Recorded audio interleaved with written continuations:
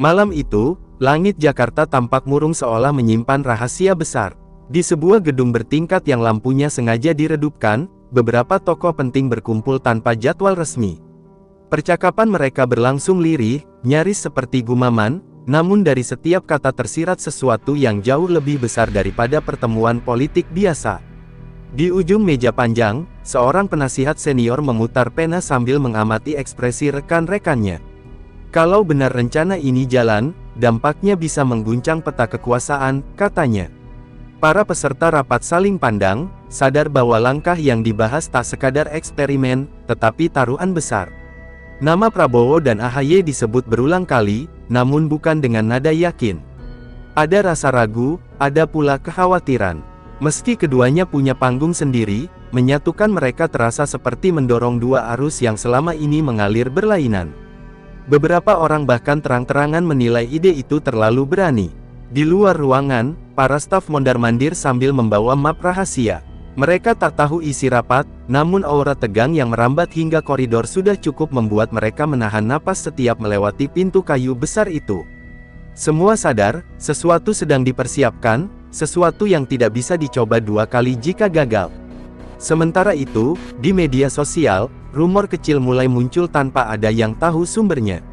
Beberapa akun anonim mengunggah potongan kalimat yang membuat publik bertanya-tanya. Ada duet besar sedang disusun, begitu isi salah satu unggahan. Tak butuh waktu lama sampai tagar misterius itu merangkak naik ke daftar terpopuler. Para jurnalis politik segera bereaksi. Mereka mengangkut kamera, menyiapkan mikrofon, dan mulai mencari petunjuk. Namun setiap sumber yang mereka datangi memberikan jawaban mengambang. Ketidakpastian ini justru membuat rumor semakin liar, membuat banyak orang bertanya, siapa sebenarnya yang ingin dipasangkan. Di sebuah kafe yang sering jadi tempat nongkrong para analis, percakapan tak kalah seru. Seorang pengamat muda menggeleng cepat ketika nama Prabowo dan AHY disandingkan. Dua karakter besar dengan latar berbeda, apakah mungkin berjalan bersama? Katanya sambil mengetuk meja. Rekannya hanya tersenyum kecut, tak berani mengiyakan atau menolak. Namun di balik keraguan publik, ada kelompok kecil yang sangat yakin. Mereka percaya jika duet itu benar terjadi, arah kompetisi politik akan berubah drastis.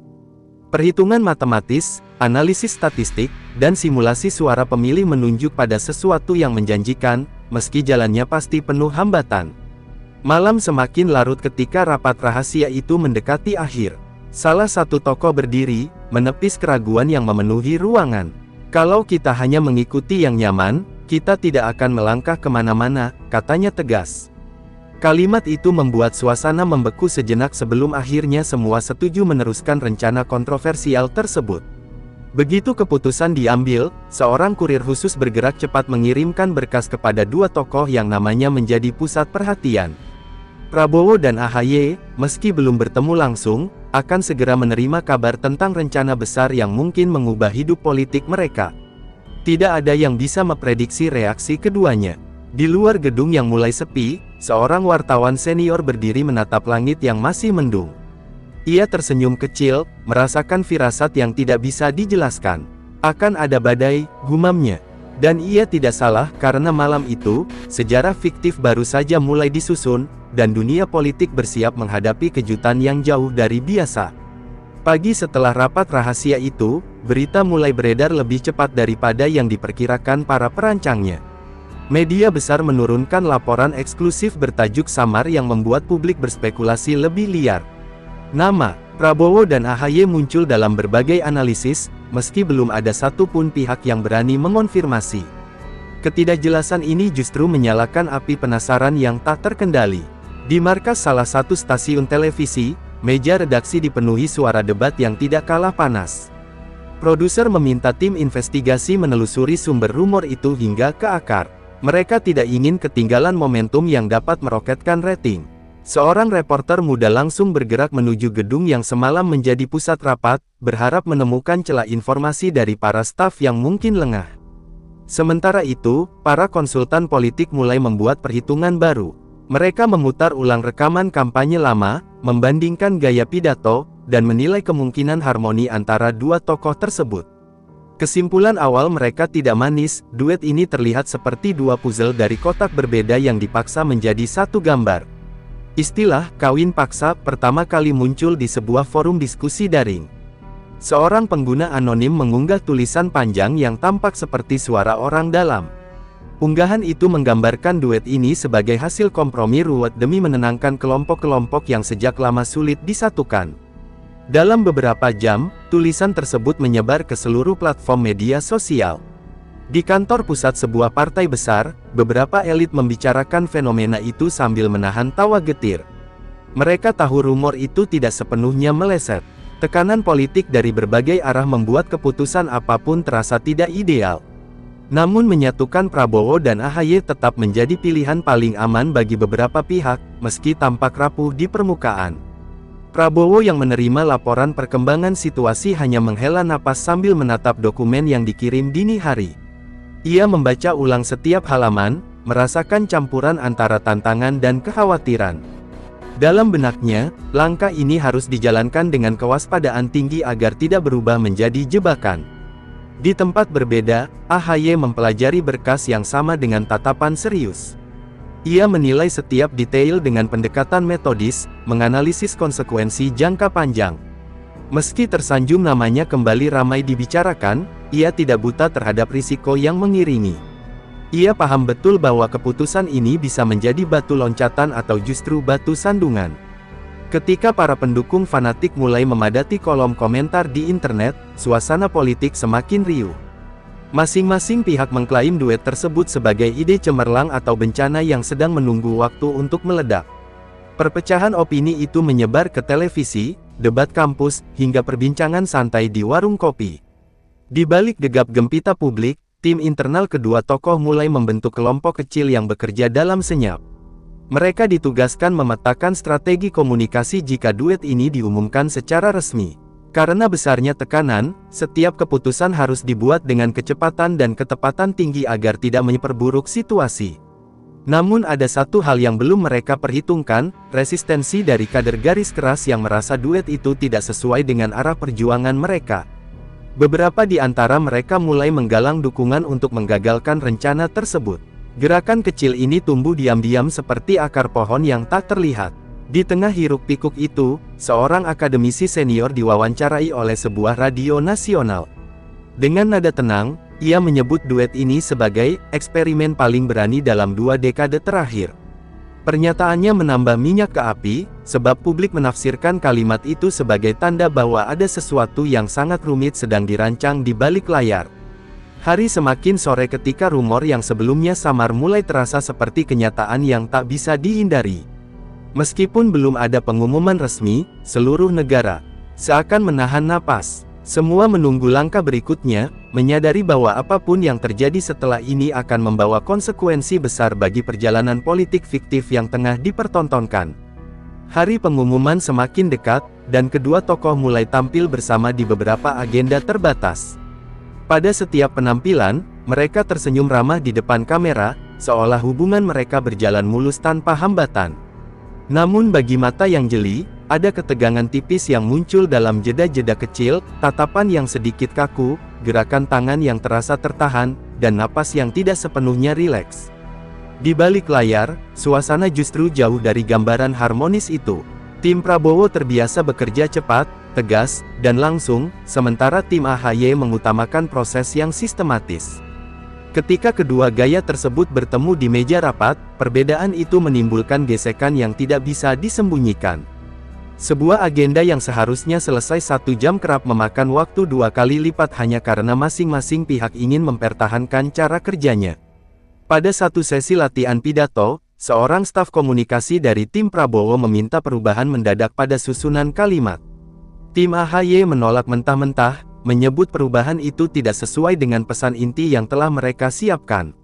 Suasana memanas seketika, namun keduanya dipaksa menahan ego demi menghindari konflik terbuka. Momen inilah yang membuat beberapa orang menyadari bahwa retakan halus sudah mulai muncul sejak awal. Ketidaksepakatan juga merembet ke urusan visual. Tim desain Prabowo menginginkan warna-warna kuat yang mencerminkan energi, sedangkan tim AHY mendesak penggunaan nuansa tenang yang menampilkan kedewasaan. Perdebatan ini berlangsung lama hingga akhirnya muncul kompromi, meski tidak membuat semua pihak puas. Beberapa staf bahkan mulai mempertanyakan apakah kerjasama ini bisa bertahan lama. Pada saat agenda latihan bersama berikutnya, komunikasi nonverbal keduanya semakin jelas. Prabowo kadang terlihat melirik jam tangan, seolah tidak sabar menunggu sesi selesai. Sementara AHY sesekali menatap catatan tanpa mengucap apapun, memberi kesan bahwa ia menyimpan banyak hal yang tidak diutarakan. Kamera tidak menangkap momen itu, tetapi para kru melihat semuanya dengan jelas. Beberapa pengamat yang hadir diam-diam mulai mencatat tanda-tanda tersebut. Salah satu dari mereka berbisik kepada rekannya, kalau begini terus, duet ini hanya butuh satu percikan untuk pecah. Rekannya mengangguk pelan, tidak berani memprediksi apapun, namun menyadari bahwa gesekan awal belum menunjukkan tanda mereda. Di ruang konsultasi tertutup, seorang penasihat senior mencoba menenangkan kedua tim. Ia menekankan bahwa setiap duet besar pasti menghadapi penyesuaian awal. Namun kata-katanya tidak banyak membantu karena masing-masing kubu merasa pendekatan mereka paling tepat. Konflik kecil yang terus berulang perlahan menumpuk menjadi beban mental. Meski begitu, Prabowo dan AHY tetap berusaha menjaga citra positif. Mereka sering saling memberi ruang ketika berbicara di depan kamera, menunjukkan seolah-olah mereka sepakat dalam segala hal. Publik pun menilai keduanya kompak, tidak mengetahui bahwa kolaborasi itu terjaga hanya oleh kesadaran bahwa kondisi negara, dalam cerita fiktif ini, mengharuskan mereka bekerja sama. Ketika sebuah media ternama merilis artikel yang menyinggung potensi ketidakharmonisan duet itu, kedua tim segera mengadakan konferensi pers singkat. Prabowo menyebut isu itu hanya permainan narasi lawan, sementara AHY menyatakan bahwa kemitraan mereka dibangun atas prinsip saling menghormati. Pernyataan itu terdengar meyakinkan, meski beberapa wartawan menangkap getar halus di intonasi keduanya. Tak lama setelah konferensi pers, seorang staf muda mengembuskan napas panjang di lorong gedung. Ia merasa tekanan semakin berat, bahkan sebelum duet tersebut benar-benar bergerak ke lapangan. Kalau dari sekarang saja sudah begini, bagaimana nanti saat kampanye besar dimulai? Gumamnya lirih sambil menatap layar ponselnya. Malam itu, suasana kantor kedua kubu sama gelisahnya. Beberapa meja rapat masih menyala hingga lewat tengah malam, berisi diskusi panjang tentang bagaimana menyatukan dua gaya kepemimpinan yang berbeda. Semua sadar bahwa retakan ini tidak boleh melebar, tetapi tidak ada yang tahu bagaimana cara meredamnya tanpa mengorbankan ego masing-masing pihak. Di balik semua ketegangan tersebut, ada satu hal yang semakin jelas, meski tampil rapi di depan publik, duet Prabowo-AHY menyimpan dinamika rumit yang hanya bisa dilihat dari dekat. Retakan halus itu belum menghancurkan bangunan, tetapi cukup untuk membuat siapapun yang memahaminya gelisah menunggu kejutan berikutnya. Rapat gabungan pertama setelah rangkaian ketegangan sebelumnya berlangsung di sebuah ballroom hotel mewah yang sudah disulap menjadi ruang strategi. Suasana awal tampak formal, namun begitu diskusi dimulai, perbedaan karakter kedua kubu langsung terasa. Tim Prabowo membuka pembahasan dengan suara lantang dan langsung, sementara tim AHY memakai penjelasan detail yang lebih panjang. Perbedaan ritme itu membuat percakapan seperti dua nada yang tidak pernah selaras. Salah satu anggota tim Prabowo mengajukan konsep kampanye agresif untuk mendominasi ruang publik. Usul itu langsung ditanggapi dengan kritik dari tim AHY yang menilai pendekatan tersebut terlalu berisiko dan bisa memicu sentimen negatif. Suasana berubah panas ketika nada bicara keduanya mulai meninggi, memaksa moderator untuk turun tangan menenangkan ruangan. Ketegangan makin terlihat ketika pembahasan masuk pada struktur organisasi. Tim Prabowo menginginkan sistem komando yang ringkas, sedangkan tim AHY mendorong struktur lebih berlapis agar setiap keputusan melalui proses evaluasi. Kedua metode memiliki kelebihan, namun tidak ada satupun pihak yang mau mengalah. Bahkan para staf yang duduk di baris belakang bisa merasakan hawa perseteruan yang terus meningkat. Pada beberapa momen, Prabowo dan AHY sendiri mencoba menenangkan anggota masing-masing. Keduanya menyampaikan bahwa langkah besar membutuhkan kesabaran panjang. Namun arahan itu tidak sepenuhnya meredam ego yang telah mengakar dalam tim. Beberapa orang bahkan merasa bahwa pihak lain hanya ingin mendominasi proses tanpa memahami dinamika internal mereka. Ketika sesi pembagian wilayah kampanye dimulai, perdebatan kembali meledak. Tim AHY menginginkan beberapa daerah kunci karena memiliki jaringan kuat di sana, namun tim Prabowo menolak karena wilayah tersebut telah lama menjadi basis pendukung mereka. Suasana makin sengit hingga salah satu anggota senior menutup laptopnya dengan keras, menciptakan keheningan mendadak di seluruh ruangan. Di luar ballroom, beberapa anggota staf yang sedang mengambil jeda saling berbagi keluhan. Ada yang merasa jenuh dengan pertemuan panjang tanpa hasil, ada pula yang mulai tidak yakin duet ini bisa bertahan sampai pengumuman resmi. Perasaan itu menyebar cepat seperti udara panas, menambah tekanan bagi semua pihak yang terlibat.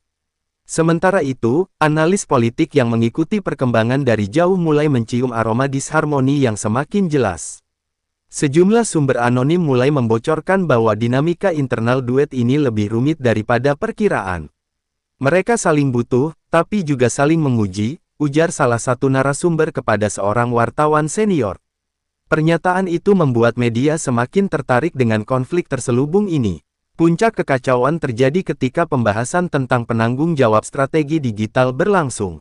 Kedua kubu menginginkan posisi tersebut, karena tahu betapa pentingnya pengaruh internet dalam pertempuran opini. Perdebatan memanjang hingga menyentuh isu sensitif mengenai tingkat kepercayaan antar tim. Situasi hampir berubah menjadi pertengkaran terbuka sebelum segera dihentikan oleh perintah langsung dari kedua tokoh. Di tengah badai itu, hanya ada satu sesi kecil yang berjalan tenang, evaluasi data pemilih. Dua analis dari masing-masing tim duduk bersama tanpa banyak bicara, hanya bertukar grafik dan tabel sambil memetakan potensi suara. Mereka sama-sama sadar bahwa siapapun yang menang, kemenangan itu tidak mungkin tercapai tanpa kolaborasi. Ketenangan kecil itu membuat beberapa orang berharap semuanya masih bisa diperbaiki. Setelah rapat berakhir menjelang malam, Prabowo dan AHY mengadakan pertemuan singkat hanya berdua. Percakapan mereka berlangsung tertutup, namun beberapa staf yang menunggu di luar mendengar nada diskusi yang jauh lebih tenang. Seolah keduanya berusaha menahan retakan agar tidak melebar. Tidak ada yang tahu isi pembahasan itu, tetapi ekspresi keduanya ketika keluar ruangan menunjukkan kelelahan yang sama. Meski demikian, masalah internal tidak berhenti.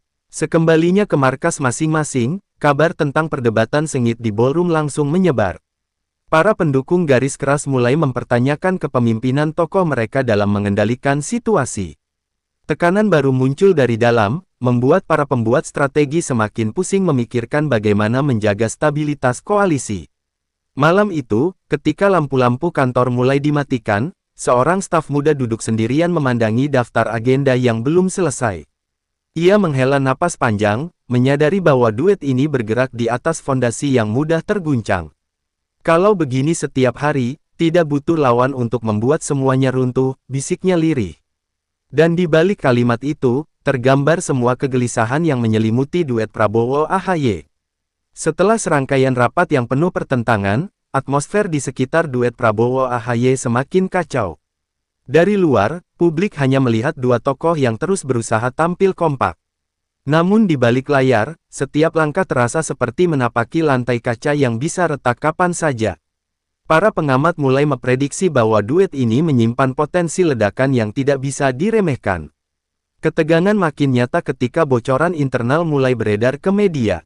Sebuah dokumen yang memuat catatan perbedaan strategi tersebar melalui sebuah akun anonim. Meski tidak jelas siapa yang membocorkannya, isi dokumen itu cukup untuk memancing gelombang reaksi keras. Pendukung fanatik mulai saling menyindir di media sosial, membuat dinamika dua kubu semakin panas. Prabowo menerima laporan tersebut sambil menatap layar tabletnya dengan wajah tegang. Ia tahu ada orang dalam yang membocorkan informasi, namun ia tidak ingin menuduh tanpa bukti. AHY pun merasakan hal serupa, ia khawatir ada pihak yang ingin melihat duet ini gagal sebelum benar-benar mulai. Meski sama-sama gelisah, keduanya memilih menahan diri demi meminimalkan kekacauan. Namun upaya menahan diri itu tidak bertahan lama. Ketika rapat koordinasi berikutnya dimulai, aura curiga langsung terasa di udara. Beberapa anggota tim berbicara dengan nada suram, seperti sedang menuduh tanpa menyebut nama. Perdebatan kecil berubah menjadi diskusi panjang yang melelahkan, seakan setiap orang sedang mencari kesalahan pihak lain untuk disalahkan. Di tengah suasana tidak menentu itu, Prabowo akhirnya meminta semua orang fokus pada tujuan utama. Ia menegaskan bahwa kemenangan tidak mungkin diraih jika tim sibuk mengurusi ego masing-masing. AHY menguatkan pernyataan itu dengan menambahkan bahwa kesuksesan hanya bisa dicapai jika mereka berdiri di barisan yang sama. Ucapan keduanya membuat ruangan sedikit tenang, meski tidak sepenuhnya meredakan ketegangan. Namun ketegangan kembali meledak ketika isu distribusi anggaran kampanye muncul. Kedua kubu sama-sama merasa alokasi dana yang diberikan tidak adil. Tim Prabowo menganggap porsi mereka terlalu kecil, sementara tim AHY menilai pendanaan tidak mengikuti struktur kerja yang sebelumnya disepakati. Perdebatan kali ini jauh lebih tajam, hingga seorang anggota senior hampir meninggalkan rapat. Di luar gedung, media menangkap sinyal-sinyal itu dan mulai menyusun narasi baru. Mereka menuliskan bahwa duet ini seperti kapal besar yang dihuni dua nahoda dengan arah berlawanan. Para analis mengamati bahwa setiap konflik kecil berpotensi menjadi api besar yang sulit dipadamkan. Opini-opini ini menyebar cepat, menciptakan tekanan tambahan yang sulit ditangani. Ketika rumor semakin tak terkendali, muncul pula isu bahwa ada figur ketiga yang mencoba mempengaruhi arah duet ini. Sosok tersebut disebut-sebut ingin mengambil keuntungan dari ketidakharmonisan keduanya. Meski kebenarannya tidak jelas, isu itu cukup untuk membuat beberapa anggota tim meragukan keadaan internal lebih jauh. Ketidakpastian ini membuat atmosfer semakin sesak. Meski begitu, Prabowo dan AHY tetap berusaha menjaga komunikasi. Mereka mengatur beberapa pertemuan pribadi tanpa staf, berharap dapat memperbaiki hubungan yang mulai kusut. Dalam percakapan-percakapan itu, keduanya saling mengingatkan bahwa keputusan bergabung sudah diambil, dan mereka harus menanggung konsekuensinya bersama. Momen-momen kecil ini menjadi satu-satunya penopang agar duet itu tidak runtuh. Namun fondasi retak semakin sulit disembunyikan. Pada acara publik tertentu, beberapa wartawan menangkap momen ketika Prabowo dan AHY terlihat saling menghindari tatapan. Video singkat itu menjadi viral dan menimbulkan spekulasi baru. Sekali lagi, kedua kubu harus bekerja keras menepis isu yang semakin liar dan melelahkan. Di tengah semua kegaduhan itu, seorang penasihat politik berbisik kepada rekannya, kalau tidak ada perubahan besar, duet ini tinggal menunggu waktu. Kalimat itu menggambarkan perasaan banyak orang yang terlibat. Setiap hari terasa seperti hitungan mundur menuju sesuatu yang tak terhindarkan. Malam pun kembali menyelimuti markas besar mereka, membawa keheningan yang justru terasa lebih mengancam. Di ruangan-ruangan gelap, beberapa staf masih terjaga, menatap layar laptop masing-masing dengan wajah penuh beban. Mereka tahu, bom waktu itu terus berdetak, dan tidak ada yang bisa memastikan apakah masih ada cara untuk menghentikannya sebelum terlambat. Bab 6 panggung yang mulai retak. Ketenangan yang sempat terasa setelah deklarasi duet Prabowo-AHY ternyata hanya berlangsung singkat. Di belakang layar, riak-riak kecil mulai muncul, seperti getaran halus yang menandakan gempa besar sedang merayap mendekat. Para loyalis di kubu masing-masing mulai mempertanyakan arah koalisi yang terasa makin sulit ditebak. Mereka menyadari bahwa meski kedua tokoh tampil harmonis di depan publik, perbedaan gaya memimpin dan cara membuat keputusan kian tampak jelas. Di ruang rapat tertutup, suara-suara protes terdengar makin lantang meski tetap dibungkus dengan formalitas. Salah satu titik paling sensitif muncul saat pembahasan strategi komunikasi nasional. Tim Prabowo mendorong gaya penyampaian yang lugas, langsung, dan menyasar emosi publik. Sebaliknya, lingkaran AHY ingin pendekatan sistematis yang rapi dan terukur. Dua kubu ini sulit bertemu di tengah, sehingga setiap pertemuan strategi terasa seperti tarik-menarik yang tak pernah selesai. Bahkan beberapa konsultan mulai mengeluh karena setiap revisi materi kampanye harus melewati dua jalur verifikasi yang berbeda. Ketegangan makin terlihat ketika survei internal menunjukkan angka yang tak seindah ekspektasi awal. Hasilnya stagnan, bahkan sedikit menurun. Situasi ini memicu saling tuding halus yang membuat para analis politik mulai berspekulasi keras. Mereka menilai duet ini belum menemukan ritme yang mantap, seolah masing-masing masih ragu menyerahkan kontrol penuh kepada satu sama lain. Ketidakselarasan ini menjadi bahan diskusi hangat di berbagai ruang redaksi dan forum akademik. Di tengah kondisi itu, muncul desakan dari sejumlah tokoh senior yang meminta agar duet ini melakukan konsolidasi lebih mendalam. Mereka menilai akar persoalan bukan sekadar teknis, melainkan masalah kepercayaan. Perbedaan latar belakang kedua tokoh telah menciptakan jarak emosional yang tidak mudah dijembatani. Prabowo tumbuh dalam kultur militer yang keras dan spontan, sedangkan AHY terbiasa dalam struktur organisasi modern yang terukur. Dua dunia ini berusaha disatukan, namun gesekan tak bisa dihindari. Pada suatu malam, berlangsung pertemuan terbatas di rumah seorang tokoh berpengaruh. Pertemuan itu digelar tanpa sorotan media, hanya dihadiri segelintir orang yang benar-benar memegang kendali arah koalisi. Di ruangan itu, pembicaraan berjalan sangat serius. Tidak ada tawa, tidak ada basa-basi. Mereka menyoroti bahwa duet ini bisa menghadapi masalah besar bila retakan kecil tidak segera diatasi. Semua memahami bahwa waktu bukanlah kawan mereka.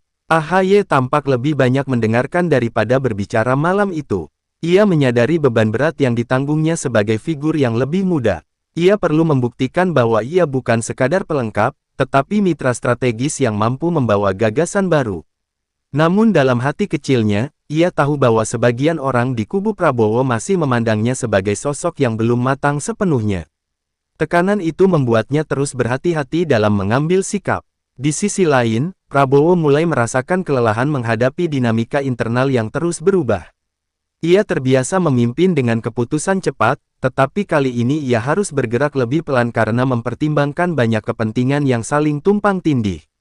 Situasi tersebut mengingatkannya pada masa-masa ketegangan politik di tahun-tahun sebelumnya, ketika koalisi lebih sering retak akibat ego yang sulit dipertemukan.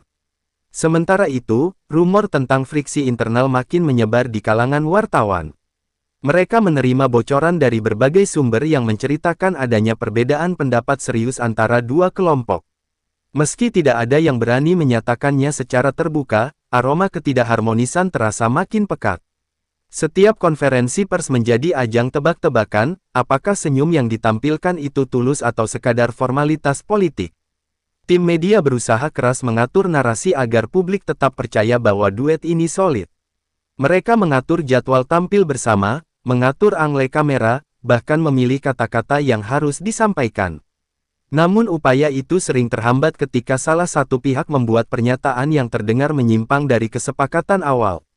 Dalam dunia politik yang serba cepat, satu kalimat bisa menciptakan badai. Di tengah kekacauan itu, muncul kelompok pendukung yang mulai gelisah. Mereka khawatir duet ini tidak akan bertahan lama bila konflik internal terus dibiarkan berkembang. Di berbagai forum akar rumput, muncul pertanyaan, apakah dua figur ini benar-benar saling mempercayai, atau hanya terpaksa bekerja sama karena tekanan politik? Pertanyaan itu perlahan merambat ke tingkat atas, mengguncang stabilitas yang sudah rapuh sejak awal.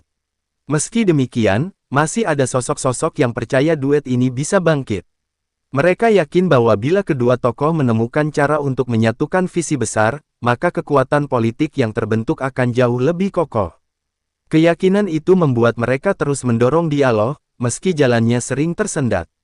Dalam hati, mereka berharap masih ada ruang untuk memperbaiki semuanya sebelum terlambat. Malam itu, ketika pertemuan rahasia telah usai, Prabowo dan AHY keluar dari ruangan dengan langkah yang berbeda. Prabowo tampak mantap, sementara AHY terlihat lebih tenang. Keduanya saling bertukar pandang, seolah menyadari bahwa perjalanan mereka masih panjang dan penuh tantangan. Namun satu hal yang pasti, retakan kecil yang muncul perlahan kini mulai membentuk garis panjang yang bisa menentukan masa depan duet mereka. Bab 7 Retakan yang mencari jalan keluar. Suasana politik semakin menghangat seiring mencuatnya isu retaknya duet Prabowo-AHY. Meski kedua tokoh terus menampilkan kebersamaan di hadapan publik, para pengamat mulai menangkap sinyal yang berbeda.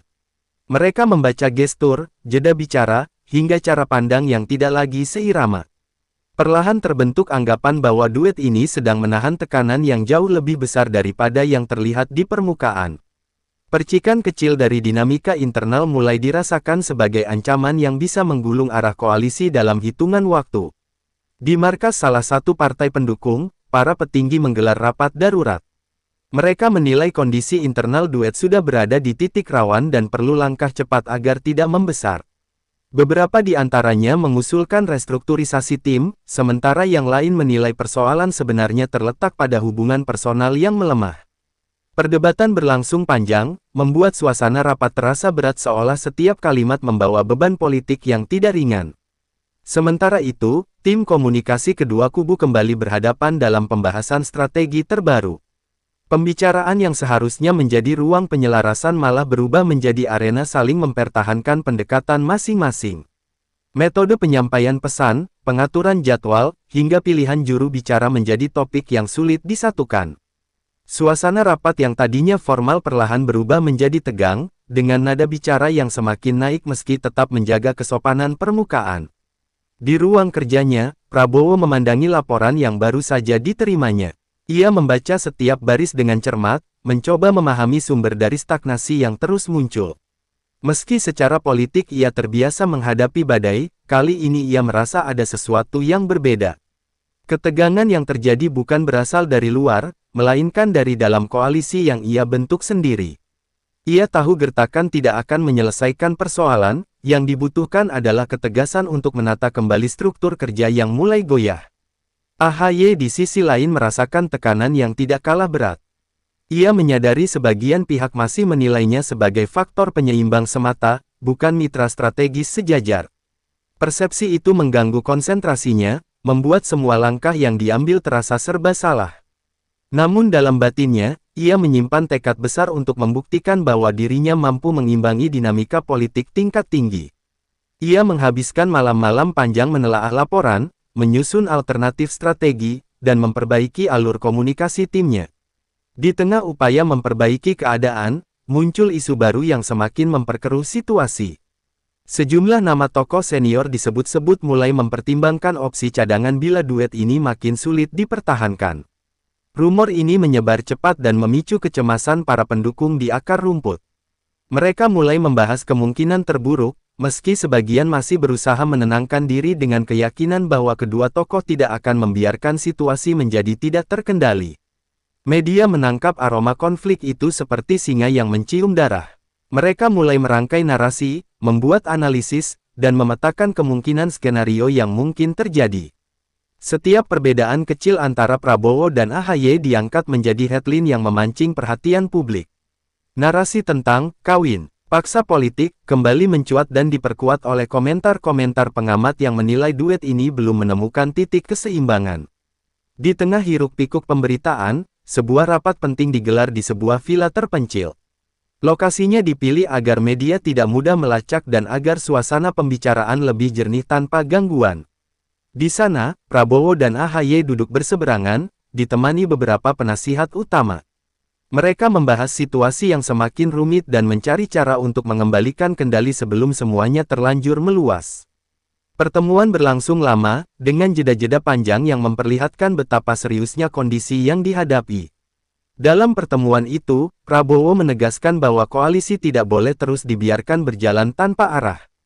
Ia menyampaikan perlunya disiplin, penyederhanaan struktur, dan komitmen pada keputusan bersama.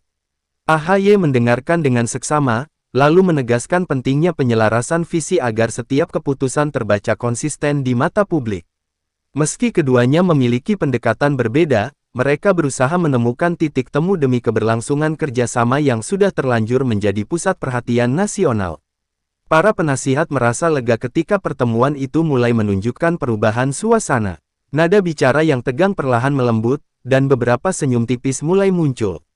Mereka tahu perbedaan tidak akan hilang sepenuhnya, namun ada harapan baru bahwa kedua tokoh mulai melihat urgensi untuk memperkuat hubungan kerja. Jalan menuju konsolidasi memang panjang, tetapi setidaknya langkah pertama telah diambil.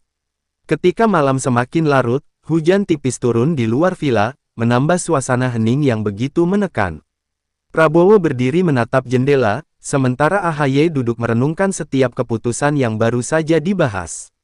Keduanya menyadari bahwa perjalanan duet ini bukan sekadar pertarungan politik, melainkan pertarungan mempertahankan kepercayaan publik yang mulai tergerus.